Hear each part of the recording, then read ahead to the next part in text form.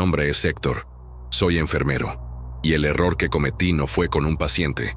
Fue en mi turno nocturno, en el Hospital General de la Ciudad de México. La planchada me mostró el sótano y desde entonces no puedo dejar de escuchar las camillas vacías rodando a las 3 de la madrugada. No me persigue por matarla. Me persigue por saber lo que ella esconde y por la verdad que me forzó a aceptar. Mi vida era lógica. Jeringas, medicamentos, protocolos. Ahora mi vida es un pasillo oscuro. Y ella es la única que sabe la salida.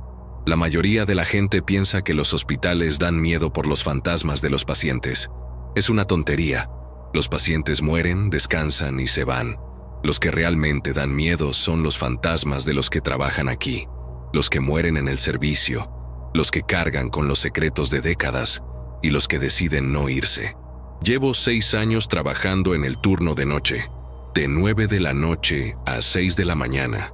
Específicamente en la unidad de trauma del Hospital General de la Ciudad de México. El hospital es viejo, colosal, con corredores largos que huelen a una mezcla de éter, desinfectante y desesperación. Las paredes, pintadas de un color verde pastel que debería dar calma, solo reflejan la luz amarilla y enferma de los tubos fluorescentes, haciéndote sentir que vives en un constante amanecer falso. Yo era un cínico. No creía en nada que no pudiera ver en una radiografía. La leyenda de la planchada era el cuento que contaban las enfermeras viejas para asustar a los nuevos, una historia sobre una enfermera impecable, que fue traicionada por su prometido y que ahora ayuda y cuida a los pacientes por las noches. Un mito. Mi escepticismo, sin embargo, se rompió hace exactamente 8 días. Había sido una noche terrible.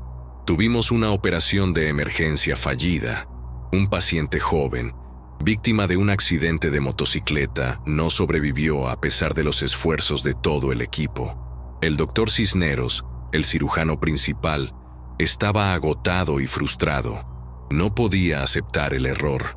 El cuerpo fue llevado a la morgue temporal del sótano y el papeleo se llenó en la oficina del jefe de enfermeros. Yo estaba en el pasillo organizando el instrumental, cuando vi al doctor Cisneros salir de la oficina con una carpeta en la mano. No me vio.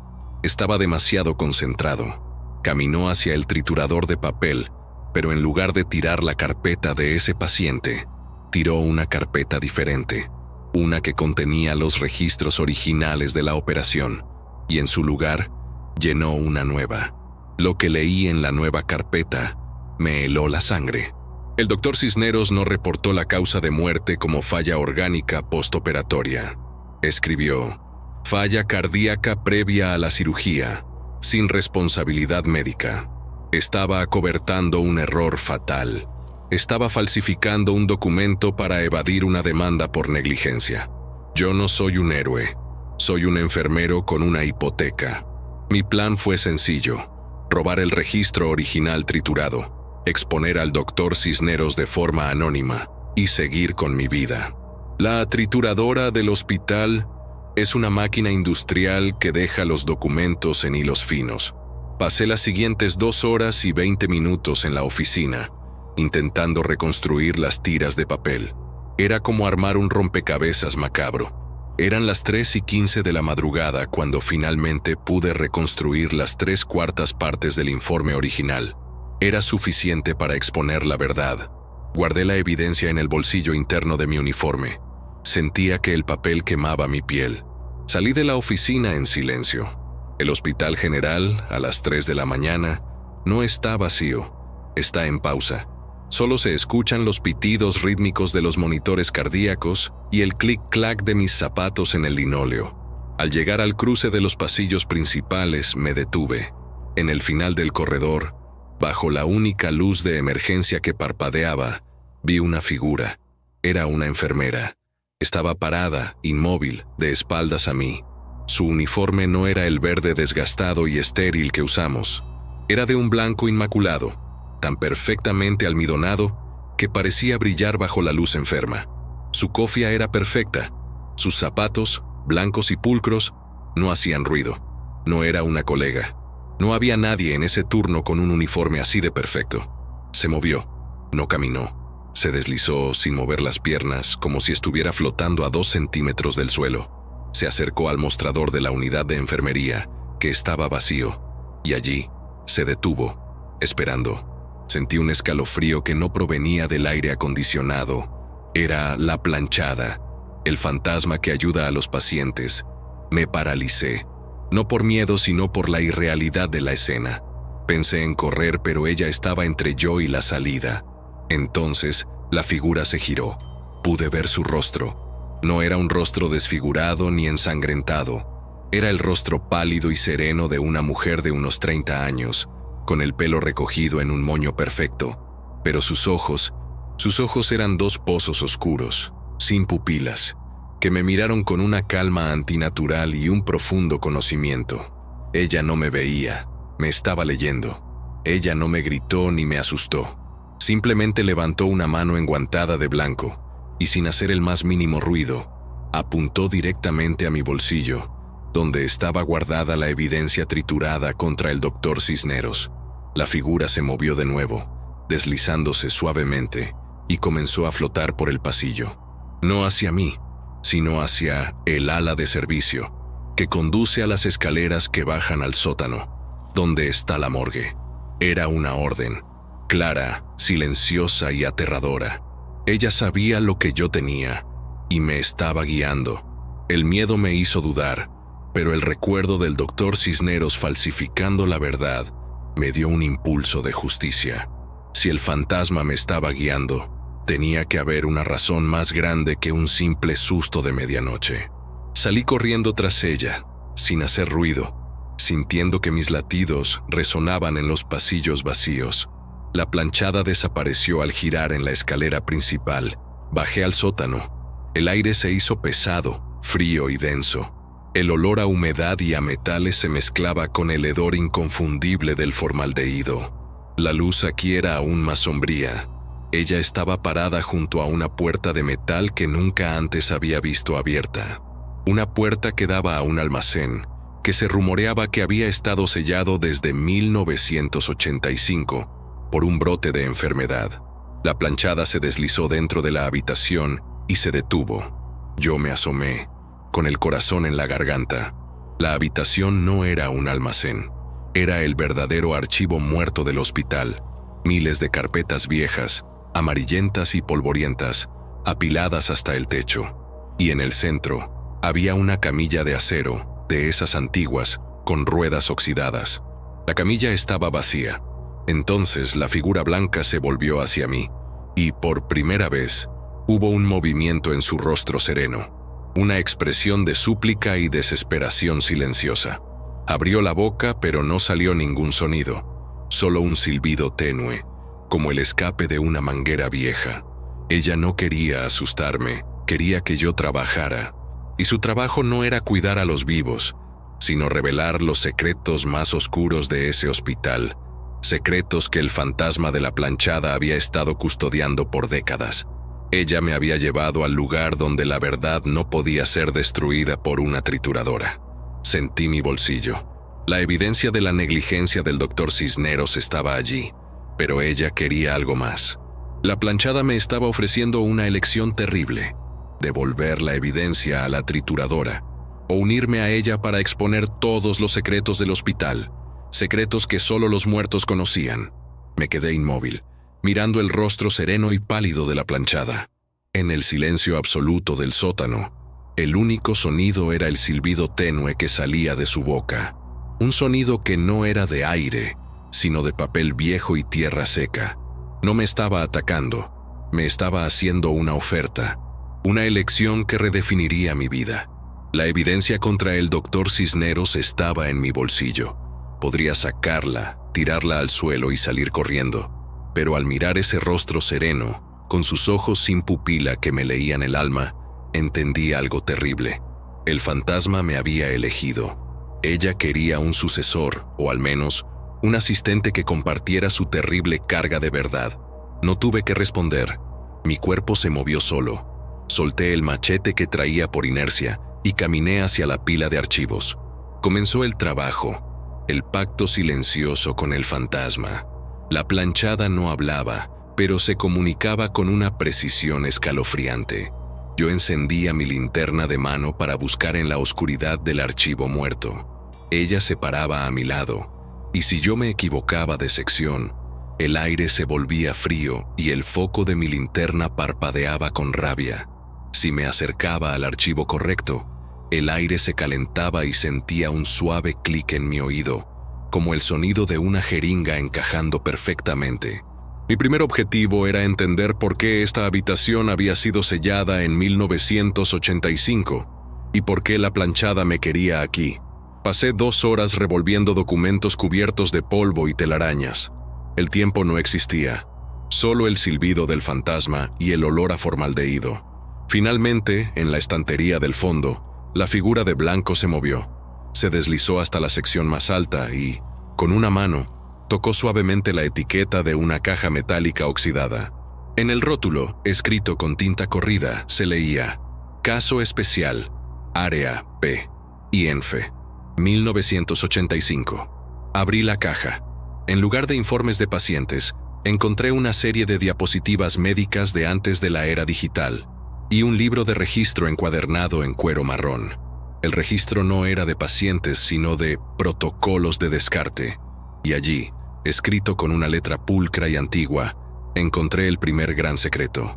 El hospital no había tenido un brote infeccioso en 1985. Había tenido un experimento fallido.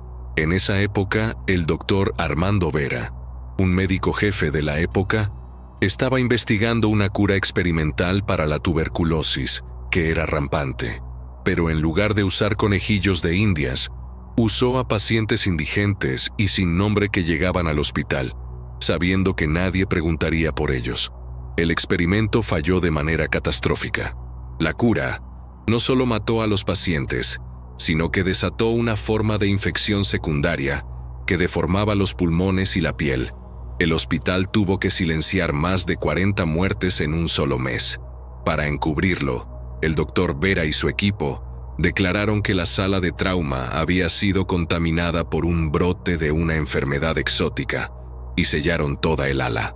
Y lo más macabro, para evitar autopsias, el informe de descarte indicaba que los cuerpos habían sido llevados a un crematorio clandestino y las cenizas, guardadas en una urna de bronce en la misma sala. Miré a mi alrededor. En el centro de la habitación, debajo de la camilla oxidada, vi un objeto que el polvo no había podido ocultar completamente. Una urna de bronce pequeña, grabada con la fecha 1985. La planchada no me había traído a un archivo. Me había traído a un cementerio. Ella me guió con el conocimiento y yo con mis manos de vivo. Usando las diapositivas y el registro, empecé a fotografiar la prueba con mi celular. La figura blanca flotó hasta la camilla y, con el mismo silbido tenue, hizo un gesto hacia las carpetas. Era una advertencia clara. Un secreto no es suficiente. A las 5:40 de la madrugada, cuando el sol comenzaba a teñir las ventanas del hospital, tuve que regresar al turno. Salí del sótano, sintiendo el peso de la urna de bronce a mis espaldas y el peso del secreto que me había sido impuesto. Mi bolsillo ardía con la evidencia del doctor Cisneros. Mi mente ardía con el horror de 1985. Esa mañana fue un infierno. Mi comportamiento estaba errático. Mi supervisor, el jefe de enfermeros, me preguntó por qué mi uniforme estaba lleno de polvo de archivo, con un tono sospechoso. Y entonces, el doctor Cisneros entró, me miró, y su rostro se tensó. «Héctor», dijo con voz dura, «¿has visto la trituradora de papel en mi oficina? Parece que estuvo sobrecargada anoche. Alguien estuvo intentando hacer algo. ¿Fuiste tú?» Negué con la cabeza, con la garganta seca. «No, doctor. Estuve en la unidad de trauma toda la noche. Lo juro». El doctor Cisneros no me creyó. Me examinó con la mirada, buscando el más mínimo signo de culpa. Su mirada se detuvo en el bolsillo interno de mi uniforme. Él sabía que el informe original estaba allí.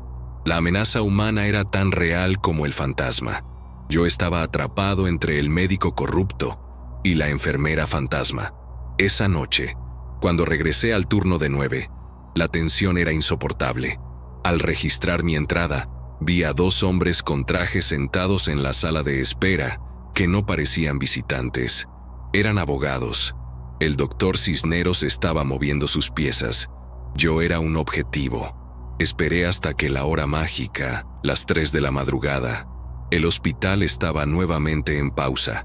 Bajé al sótano. La puerta del archivo estaba entreabierta. La planchada me esperaba de pie junto a la camilla. Esta vez, la habitación estaba iluminada por una luz suave y fría, que venía de una de las carpetas sobre la mesa de la camilla. Me acerqué. La carpeta era de la década de los 90 sobre un caso de negligencia que había sido ocultado con la complicidad de un juez, pero lo que realmente me aterrorizó fue la camilla oxidada, que había estado vacía, ahora tenía un objeto. Era un plato de porcelana antiguo, y sobre él había una moneda de plata brillante y un pañuelo doblado, inmaculadamente blanco y planchado. Junto al plato, una nota, escrita con una caligrafía perfecta, usando tinta que parecía sangre seca. No era una amenaza, era una regla. Esta es la paga, Héctor. Una moneda por tu silencio, un pañuelo por tu servicio. Yo te guío, pero si intentas usar la verdad afuera, la camilla vacía no será para ti, será para tu familia. Tu vida ahora pertenece a los secretos de este hospital. La planchada no era la ángel blanco de la leyenda. Era una guardiana celosa de su maldito archivo, que castigaba a cualquiera que intentara sacar los secretos sin su permiso. Al leer la nota, el fantasma levantó la mano. Esta vez, su mano no señaló un archivo. Señaló la pared detrás de mí. Allí, escrita con el mismo color de sangre seca, había una frase: «Tú moriste aquí, Héctor, hace 3 horas». Y en ese instante, el miedo me paralizó. No por el mensaje, sino porque recordé. La única forma de salir de ese sótano era por la escalera que había quedado sellada desde 1985. Yo estaba atrapado. El fantasma me había forzado a firmar un pacto al entrar. La frase en la pared, escrita con tinta que parecía sangre coagulada, me golpeó como un desfibrilador. «Tú moriste aquí hace 3 horas». Mi corazón latía con la furia de un tambor de guerra. Miré frenéticamente a mi alrededor. El sótano, antes solo un lugar frío y sucio, ahora se sentía como un ataúd. ¿Cómo era posible? Yo estaba vivo, respirando. Mi herida del bolsillo me quemaba. Mi celular vibró en mi mano. Era un mensaje de mi jefe de enfermeros. «Héctor, no te presentes al turno. El doctor Cisneros te está buscando. Dice que firmaste tu renuncia anoche a las 0:55 de la mañana y que te robaste una pieza del instrumental. 0:55 de la mañana. 3 horas antes, la hora en que el doctor Cisneros había falsificado el registro de muerte. Comprendí la trampa. La planchada no me había llevado al archivo muerto porque yo estaba físicamente atrapado por las paredes. Me había llevado porque, para el Hospital General y para el mundo, yo ya no existía. El doctor Cisneros, al darse cuenta de mi investigación, no me despidió. Usó su influencia para borrarme, para hacer que yo pareciera el ladrón y el desertor. Legalmente, moralmente, para el Hospital General, yo era un fantasma más. El fantasma de la planchada, en su uniforme inmaculado, flotaba frente a mí. Su rostro inexpresivo por fin adquirió un matiz de profunda piedad y conocimiento. «No puedes irte, Héctor», parecía susurrarme el silbido. «Nadie te va a creer. Tu voz está muerta». Intenté la única salida visible, la escalera principal por donde había bajado. Corrí hacia ella, mi mano en la perilla. Estaba cerrada, pero no con un cerrojo normal. Sentí el metal bajo mis dedos. La cerradura estaba fundida, como si hubiera sido sellada con una soldadura de un calor imposible. La planchada me había traído a un lugar sin salida, y ahora me había mostrado que el enemigo no era el fantasma, sino el sistema corrupto que me había borrado del mapa. Grité, un grito ahogado por las gruesas paredes de concreto. La planchada se acercó a la camilla. En el suelo, a la luz tenue, vi que algo más había sido colocado junto al pañuelo. Una llave de bronce muy antigua. La tomé. Estaba fría. El fantasma se deslizó hasta la pared. la misma donde estaba escrita la frase aterradora, y apuntó a una rendija que yo había ignorado, la entrada a los viejos túneles de servicio y los ductos de ventilación del hospital. No había opción. Tenía que arrastrarme por las entrañas del Hospital General. Usé la llave de bronce. Giró con un crujido metálico y la rejilla cedió. El aire que salió de allí era viciado, cargado de polvo, formaldehído y un olor a hierro oxidado y sudor viejo. El olor del trabajo forzado. Me arrastré, con mi mochila improvisada llena de la evidencia triturada del Dr. Cisneros y las fotos de los archivos de 1985. El túnel era estrecho, frío y oscuro. Sentía las paredes de concreto húmedo raspando mi uniforme. El único consuelo era que el sonido de las camillas rodando, el terror sutil del Hospital General, no podía alcanzarme aquí, o eso creía. De repente, un sonido se amplificó en el ducto de ventilación, rebotando en el metal, el clic-clac inconfundible de tacones duros sobre el linóleo. No era un sonido que viniera del exterior, venía de adentro del ducto, de la oscuridad frente a mí. La planchada estaba flotando a mi lado. Ella me estaba guiando, sí, pero también me estaba asegurando de que yo no me desviara de su misión. Me arrastré por lo que pareció una eternidad. La planchada me dirigió a través de un laberinto de tuberías y cables. En un momento, el túnel se abrió en una vista perturbadora. La sala de suministros del hospital, pero no la actual. Era la sala de suministros de la década de los 70, llena de botellas de vidrio, viejas jeringas de metal reutilizables y ropa de cama descolorida. Estaba viendo el pasado del hospital. La figura de blanco se detuvo de nuevo, apuntando con su mano pálida a una pequeña vitrina de vidrio. Dentro, había una fotografía amarillenta. Me acerqué, temblando. La foto mostraba a una enfermera joven, sonriendo, con un uniforme de un blanco impecable. Era ella, la aplanchada, y bajo la foto un certificado de defunción. Leí la fecha, 20 de octubre de 1954. La causa de muerte no era enfermedad o accidente, era suicidio por veneno en el lugar de trabajo. Pero la historia no terminaba ahí. Había una nota grapada al certificado, con una letra que reconocí, la del Dr. Vera, el mismo de los experimentos de 1985. La enfermera Eulalia, la planchada, debe ser culpada por la sobredosis de morfina al paciente. Su prometido, el doctor, debe ser eximido de cualquier culpa. Se ha cubierto el error. El hospital está a salvo. La planchada no se había suicidado. Había sido incriminada y luego asesinada para proteger a su prometido, un médico corrupto, y el nombre del Hospital General. Su fantasma no ayudaba a los pacientes por bondad. Ayudaba a los pacientes que, como ella, eran víctimas de la negligencia y la corrupción del propio hospital. Y entendí mi papel. Yo era el nuevo chivo expiatorio. Salí del túnel a otra sección del sótano. Esta era la morgue. Olía a frío y a muerte. La planchada estaba en el centro, junto a la única mesa de autopsias. Sobre la mesa había una carpeta solitaria, perfectamente centrada.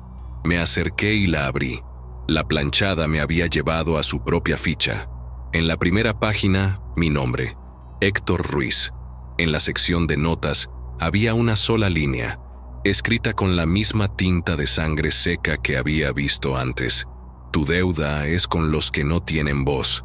Yo te entrego el poder para exponerlos a todos, pero a cambio, tu evidencia debe morir conmigo. En ese momento, el fantasma levantó la mano y señaló el fajo de papeles triturados del Dr. Cisneros que yo llevaba en el bolsillo. Ella me estaba pidiendo el último precio. La planchada me había dado la verdad del hospital, los experimentos de 1985, su propio asesinato, para que yo la viviera y la entendiera. Pero para seguir vivo y para liberarme de su servicio, ella me exigía un acto final de obediencia, quemar la prueba que me incriminaba, la única evidencia que me conectaba con el mundo de los vivos. Era la elección imposible, justicia para el paciente muerto, exponer a Cisneros, o supervivencia y obsequio al fantasma. destruir la prueba y aceptar la carga de todos los secretos. Si destruía la prueba, la corrupción de Cisneros continuaría, pero yo escaparía de la planchada. Si guardaba la prueba, la planchada me mataría y usaría mi cuerpo en la camilla vacía para su próximo aprendiz. De repente, escuché un sonido en la puerta de la morgue. No era el clic-clac del fantasma. Eran pasos rápidos y humanos acercándose. El doctor Cisneros o los abogados me habían encontrado. Yo estaba entre el fantasma de la justicia y la corrupción viva. Con certeza, seguiré para escrita da parte 4, o clímax épico e sorprendente que encerra esta historia de terror urbano. Parte 4. El clímax y la sentencia. Versión épica. Roteiro en español nativo mexicano. Aprox. $1,100 las palabras. Limpo para IA. El sonido de los pasos se detuvo justo afuera de la puerta de metal de la morgue. Eran rápidos, impacientes y, lo peor de todo, humanos. El doctor Cisneros o sus abogados me habían rastreado hasta el único lugar donde yo había sido borrado. Yo estaba atrapado entre el médico corrupto, la justicia imposible y el fantasma de la enfermera que me quería muerto para proteger sus secretos. La planchada flotaba en el centro de la habitación.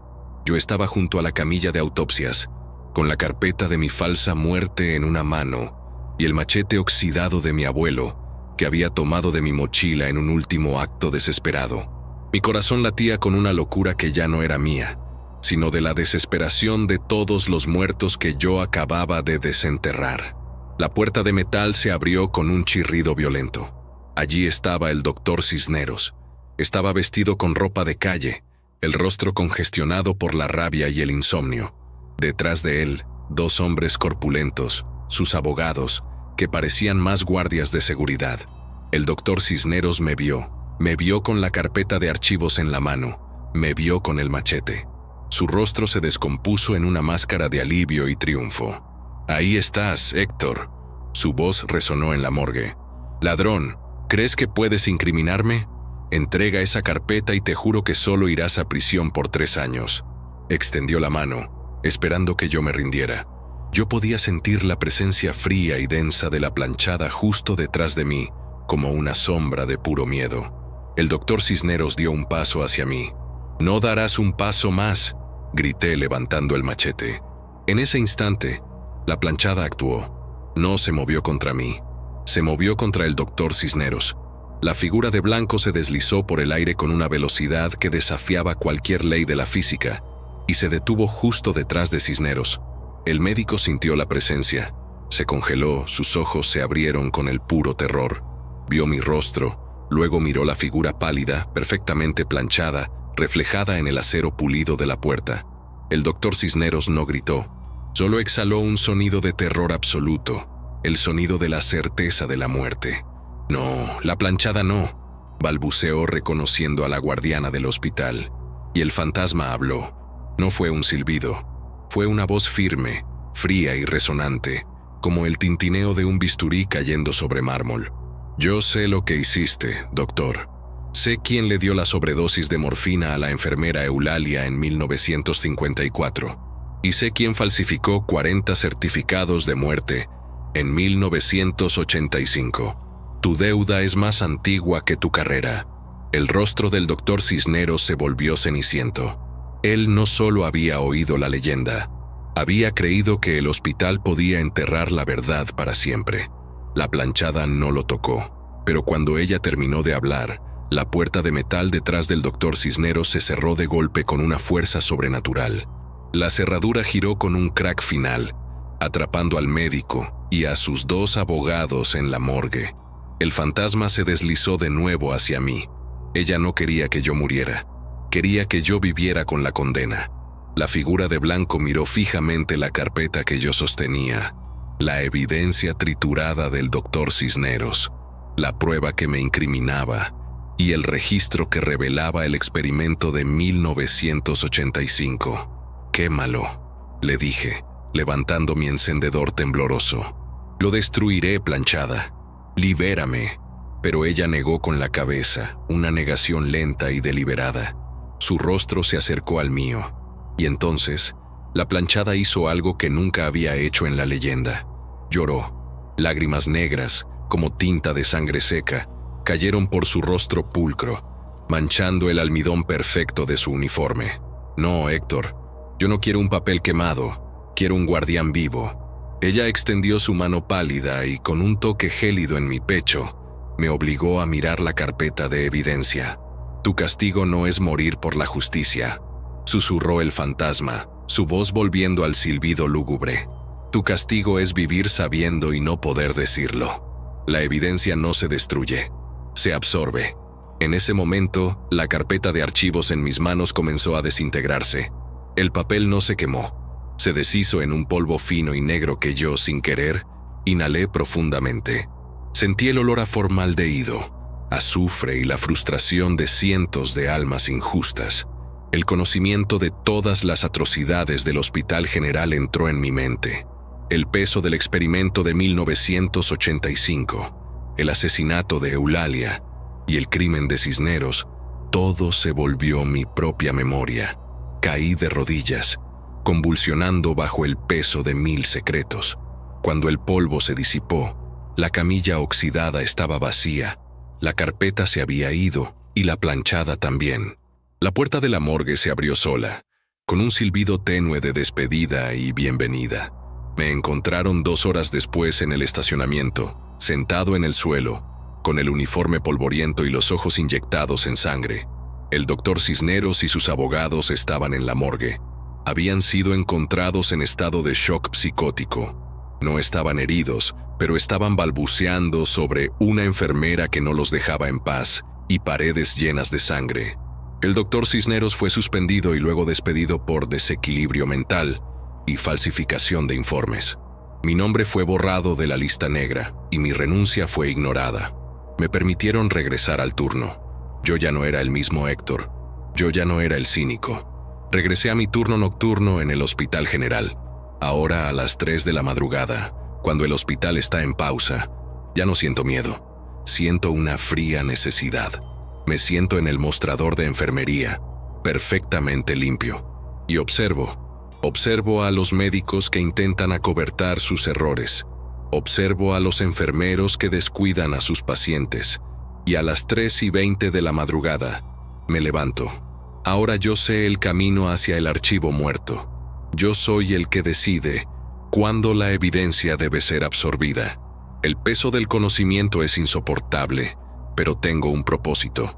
Tengo un trabajo. Me acerco al pasillo, y en lugar de escuchar los clic-clac de mis zapatos en el linóleo, ahora solo escucho un suave deslizamiento, el sonido de un uniforme perfectamente planchado que ya no toca el suelo. Una noche, en el ascensor, un nuevo residente de primer año, joven y asustado, me miró. ¿Sabe algo de la planchada, enfermero?, me preguntó, con la voz temblorosa. Sonreí con la calma que solo el conocimiento de la muerte puede dar. Una sonrisa que no era mía, sino heredada. Sí, respondí, con una voz que era extrañamente suave y fría. Sé mucho. Ella está aquí, y nunca se fue. Solo cambió de turno. Me miré en el espejo de metal del ascensor. Mi uniforme estaba impecable, de un blanco que brillaba bajo la luz enfermiza del Hospital General. Mi pelo perfectamente peinado. Y mis ojos eran 2 pozos oscuros llenos de secretos. Soy Héctor. Soy el nuevo guardián de los secretos del Hospital General de la Ciudad de México.